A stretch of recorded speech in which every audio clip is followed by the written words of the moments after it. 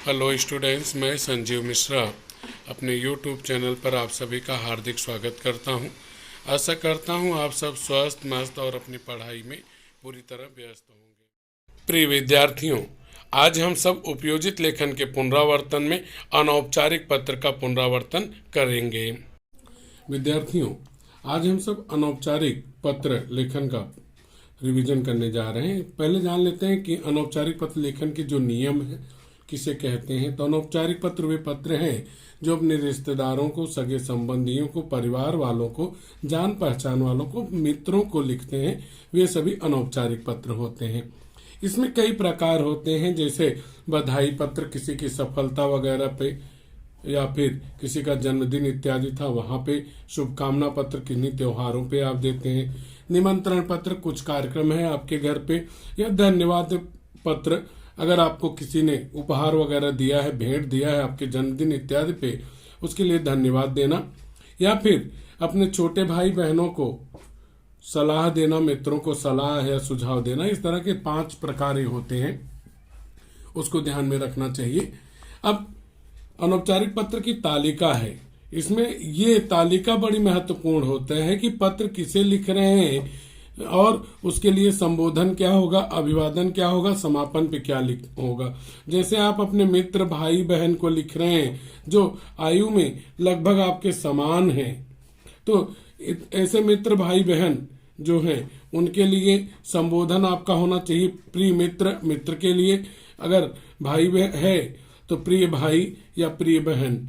अभिवादन सस्नेह नमस्कार, अगर बड़े भाई बहन हैं तो सप्रेम नमस्कार, यह हो जाना है। दोनों में से कोई एक लिख सकते हैं। समापन, तुम्हारा मित्र या तुम्हारा भाई, तुम्हारी बहन, इस तरह से आप समापन में लिख सकते हैं। माता पिता या शिक्षक को लिख रहे हैं, बड़े भाई बहन को लिख रहे हैं। यह किसका हुआ? भाई बहन यहाँ भी है, यहाँ भी। यह समान उम्र के भाई बहन हैं, लगभग थोड़े कम उम्र के हैं, ज्यादा उम्र के हैं। तब यहाँ पे बड़े भाई बहन को अगर आप लिख रहे हैं या माता पिता या शिक्षक को, तो वहां पे संबोधन होगा परम आदरणीय या पूज्य पिताजी या पूज्यनीय माता जी, आदरणीय बड़े भाई साहब, आदरणीय बड़ी बहन, इस तरह से संबोधन होगा। अभिवादन में सादर प्रणाम, चरण स्पर्श, कोई एक आप ले सकते हैं। समापन में आपका पुत्र या पुत्री, आपका शिष्य, अगर शिक्षक है, शिक्षक को लिख रहे हैं तो नीचे आपका शिष्य आएगा।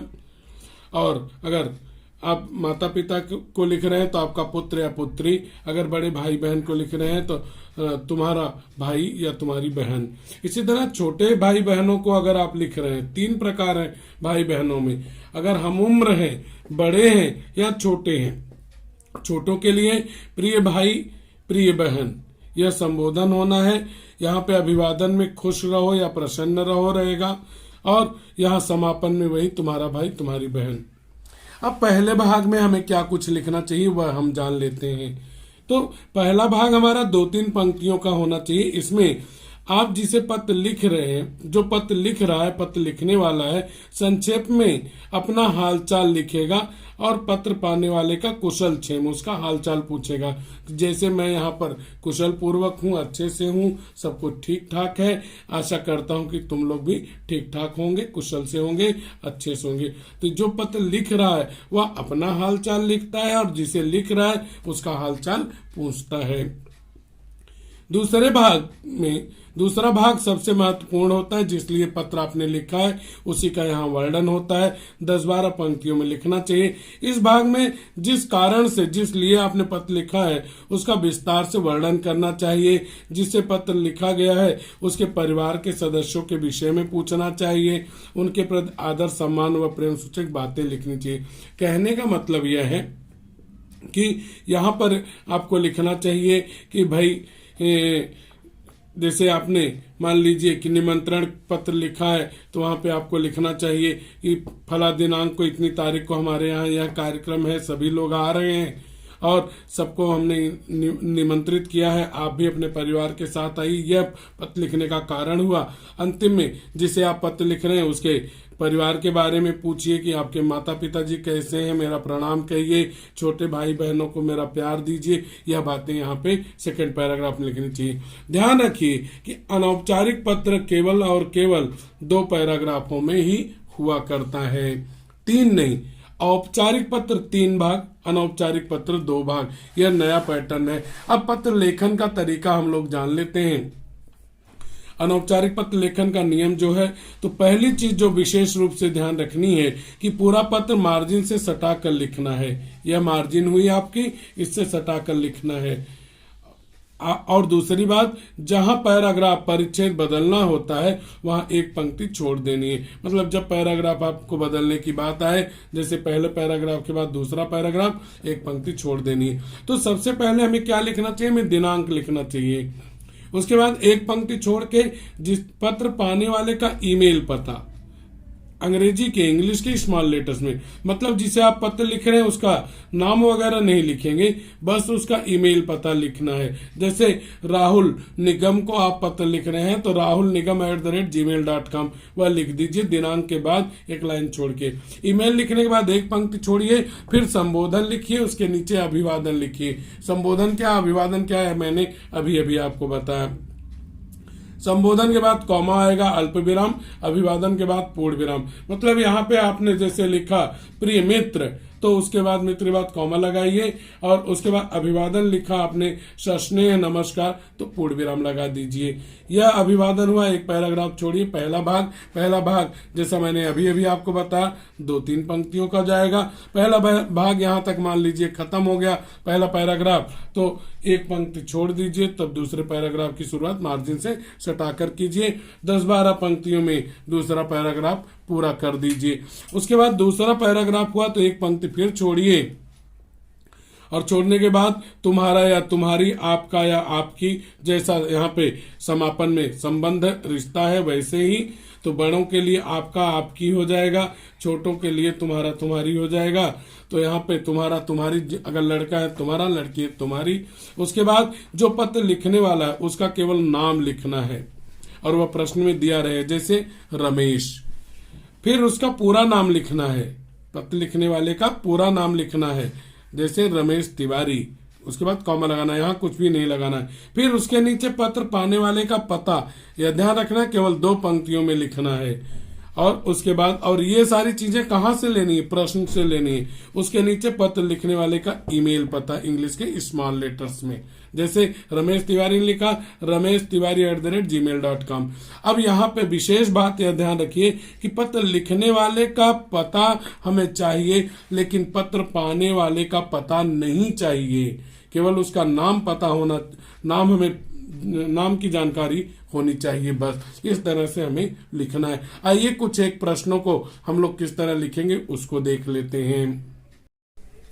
प्रिय विद्यार्थियों, आइए अब अनौपचारिक पत्र के कुछ प्रश्नों को देखते हैं और समझते हैं कि कैसे लिखा जाना चाहिए।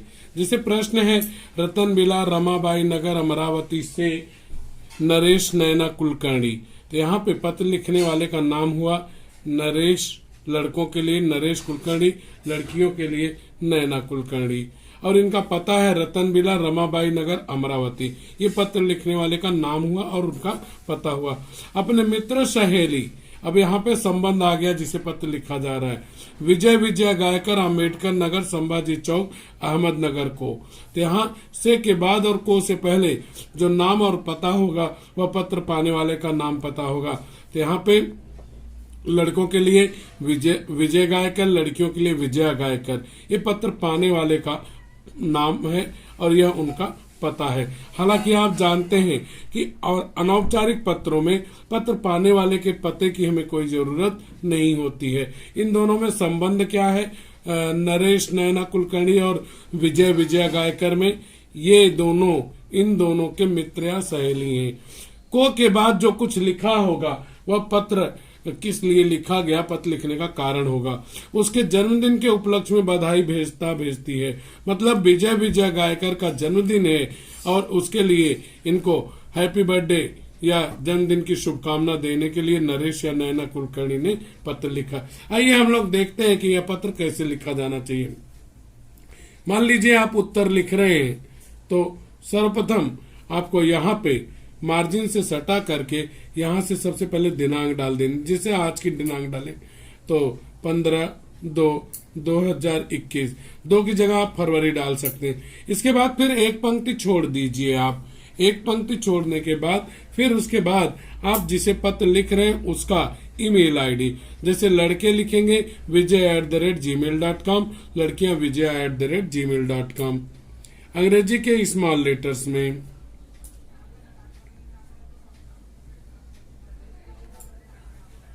यह हमने लिख दिया।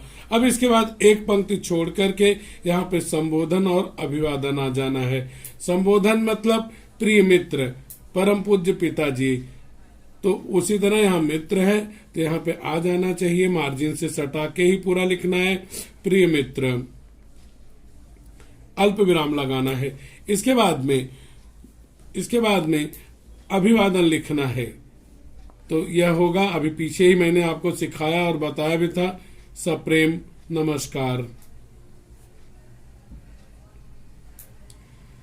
इसको लिख के पूर्ण विराम लगाइए, एक पंक्ति छोड़ दीजिए फिर से, और उसके बाद यहां से पहला पैराग्राफ शुरू कीजिए। अब पहले पैराग्राफ में आपको मैंने बताया ही था कि यहाँ पे आप लिखेंगे कि मैं यहाँ पर कुशल पूर्वक हूँ, अच्छे से हूँ, ठीक से हूँ, और आशा करता हूं कि आप भी कुशल पूर्वक होंगे। यहां से आपको फर्स्ट पैरा शुरू करना, यही जितना पहला परिच्छेद होगा जितना मैंने अभी बताया।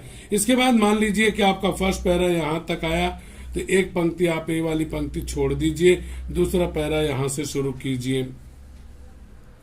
अब दूसरे पैराग्राफ में आप क्या बता सकते हैं इस प्रश्न में कि सबसे पहले बताइए यहाँ पे कि कितनी तारीख को आपके मित्र का, विजय या विजय गायकर का जन्मदिन है। तो वह लिखिए यहाँ पे कि दिनांक इतना को तुम्हारा जन्मदिन है। कौन कौन आ रहा होगा? सभी मित्र आ रहे होंगे। क्या क्या होने वाला होगा? एक बढ़िया पार्टी होने वाली होगी। और इसके बाद बताइए, आप अपनी असमर्थता बताइए कि मैं पार्टी में नहीं आ सकता हूं, मैं आपके इस जन्म दिवस के उपलक्ष्य में जो समारोह उसमें नहीं आ पाऊंगा। और उसके बाद में आप उनको बोलिए कि मेरी तरफ से आपको जन्मदिन की बहुत बहुत बधाई, बहुत बहुत शुभकामनाएं। आप चिरंजीव हों, दीर्घायु हों, स्वस्थ रहें, मस्त रहें, ये बातें आप यहाँ पे लिख दीजिएगा। अब आपकी उम्र और बड़ी हो गई है और जिम्मेदारियां आ चुकी हैं। यह बातें आप सेकेंड पैराग्राफ में लिखें। साथ में ही लिखिए कि अपने माता पिता को मेरा प्रणाम कहना, उनके माता पिता को प्रणाम बोलिए, और छोटे भाई बहनों को ढेर सारा प्यार। एक बार पुनः आपको जन्मदिन की ढेर सारी बधाई। यह भी आगे वादा कर दीजिए कि अगली बार जब आपका जन्मदिन रहेगा तो मैं अवश्य आऊंगा। यह बात भी आप बता दीजिए। यह दूसरे पैराग्राफ में, यहीं पर आपका ये पूरा पत्र खत्म हो गया। अब इसके बाद में यहां तक मान लीजिए आपका दूसरा पैराग्राफ, जानते हैं आप 10-12 पंक्तियों में जाएगा, खत्म हुआ तो एक पंक्ति छोड़कर यहाँ पे लिखिए तुम्हारा मित्र, प्रिय मित्र भी लिख सकते हैं। लड़कियां क्या लिखेंगी इसकी जगह? तुम्हारी सहेली। उसके बाद प्रश्न से देखकर ही यह जो नाम लिखा गया है वह लिख दीजिए। यहाँ पे लड़के लिखेंगे नरेश, लड़कियां लिखेंगी यहाँ पे नैना। या अपने मन से नहीं लिखना है। और उसके बाद उनका पूरा नाम, आप पूरा नाम जान रहे हैं, वह प्रश्न में दिया रहेगा, नरेश कुलकर्णी। वह लिख के अल्प विराम लगाइए। यहाँ पे नैना कुलकर्णी पूरा नाम आएगा, नैना कुलकर्णी पूरा नाम लिख दीजिए, कॉमा लगाइए। इसके बाद इनका पता जो यहाँ पे दिया हुआ है प्रश्न में, रतन बिला रमाबाई नगर एक पंक्ति में, अमरावती दूसरी पंक्ति में डाल दीजिए। यहाँ पे रमाबाई नगर रतन विला, यह प्रश्न में से लेना है आपको। रमाबाई नगर, ये मार्जिन से सटा के रहेगा, ध्यान रखिएगा। रमाबाई नगर, अल्प विराम लगाइए, उसके नीचे फिर शहर का नाम अमरावती, यह लिख के शहर का नाम जो दिया उसके बाद पिन कोड नहीं है तो पूर्ण विराम डाल दीजिए। इसके बाद इनका ईमेल आईडी नरेश का यहाँ पे स्मॉल लेटर्स में naresh@gmail.com। लड़की के लिए naina@gmail.com। ऐसा लिखने पे निश्चित तौर पे आपको काफी अच्छा मार्क मिलेगा। आइए अब अगला प्रश्न देखते हैं। प्रिय विद्यार्थियों, अब दूसरा प्रश्न 2 है। पहले प्रश्न को पढ़ना बहुत जरूरी है, प्रश्न ध्यान से पढ़ेंगे तो अपने आप आपको मालूम पड़ेगा। सबसे पहले इसमें निकालना होता है प्रश्न से कि पत्र लिखने वाले का नाम क्या है, उसका पता क्या है, पत्र जिसे लिखा गया है उसका नाम क्या है और दोनों के बीच संबंध क्या है। अगली बात निकालनी होती है प्रश्न से कि पत्र लिखा क्यों गया है। तो प्रश्न इस तरह, केशव कमला पांडे, लड़के केशव पांडे लिखेंगे, लड़कियां कमला पांडे। इनका पता दिया है 503 शनिवार पेट, पुणे से के पहले जो नाम पता होता है पत्र लिखने वाले का नाम पता, मैं अपने हर वीडियो में बात बताता हूं। से के बाद और को से पहले जो दिया होगा वहां पे होगा पत्र पाने वाले का नाम होगा और उससे उसका संबंध होगा। से मुंबई में कक्षा 10वीं में पढ़ रहे अपने छोटे भाई अनुज पांडे को, तो यहाँ पे जिसे पत्र लिखा गया उसका नाम मिल गया अनुज पांडे। वह है कौन? वह केशव पांडे या कमला पांडे का छोटा भाई है। ध्यान रखें, इन दोनों का छोटा भाई। लड़कियां जो है कमला पांडे की तरफ से लिखेंगे अपने छोटे भाई अनुज को, लड़के केशव पांडे बन के लिखेंगे अपने छोटे भाई अनुज पांडे को। वह कर क्या रहा है? वह कक्षा 10वीं में पढ़ रहा है। कहाँ पर पढ़ रहा है? मुंबई में पढ़ रहा है। को बोर्ड परीक्षा की तैयारी अच्छे से करने की सलाह देते हुए पत्र लिखती है। अब पत्र लिखने का कारण यानी पत्र क्यों लिखा गया वह को के बाद होगा, क्योंकि उनका छोटा भाई जो अनुज पांडे है वह 10वीं बोर्ड की परीक्षा की तैयारी कर रहा है, तो अच्छे से तैयारी कैसे की जानी चाहिए उसकी सलाह वो दोनों बड़े भाई बहन दे रहे हैं। तो आइए देखते हैं। तो उत्तर लिखते समय जैसा इसके पहले वाले में देखा आपने, यहाँ पे डेट डाल दीजिए। आप ऐसा भी लिख सकते हैं, आप 15 फरवरी 2021 इसको लिखकर एक पंक्ति छोड़ दीजिए। इसके बाद ईमेल डालिए। ईमेल किसका होगा? जिसे पत्र लिख रहे हैं उसके नाम को लेके पत्र लिखा जा रहा अनुज पांडे को, तो यहाँ पे अंग्रेजी की स्मॉल लेटर में anuj@gmail.com यह हो गया। फिर एक पंक्ति छोड़ दीजिए, यहाँ संबोधन और अभिवादन।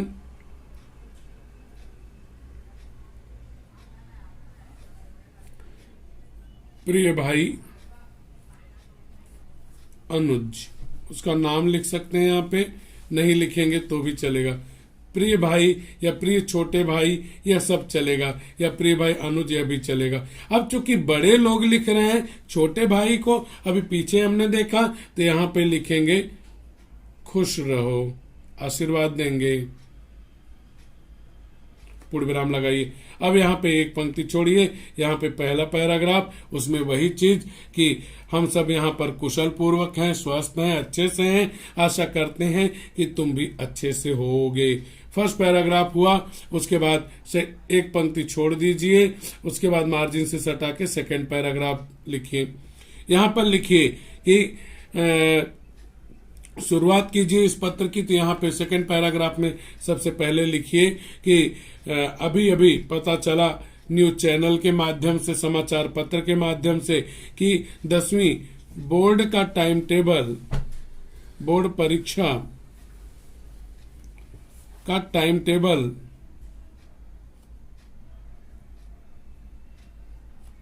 घोषित हो चुका है। अब बोर्ड परीक्षा को कुल मिला के 70 दिन शेष बचे हुए हैं।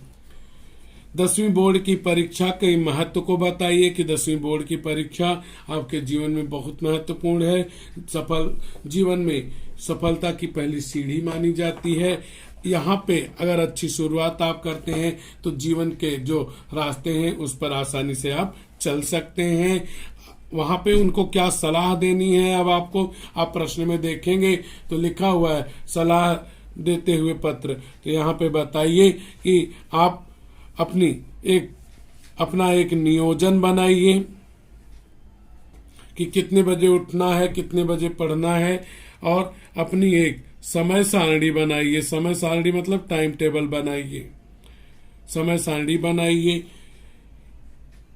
एक कठिन विषय पढ़ने के बाद, एक कठिन विषय के बाद एक सरल विषय या आसान विषय पढ़िए। यह बात आप बताइए कि एक आसान विषय आप पढ़िए और निरंतर पढ़ते जाइए। कोशिश कीजिए कि अगले 1 महीने में 30 दिन में आपका एक बार पूरा पढ़ के हो जाए, तैयार करके हो जाए।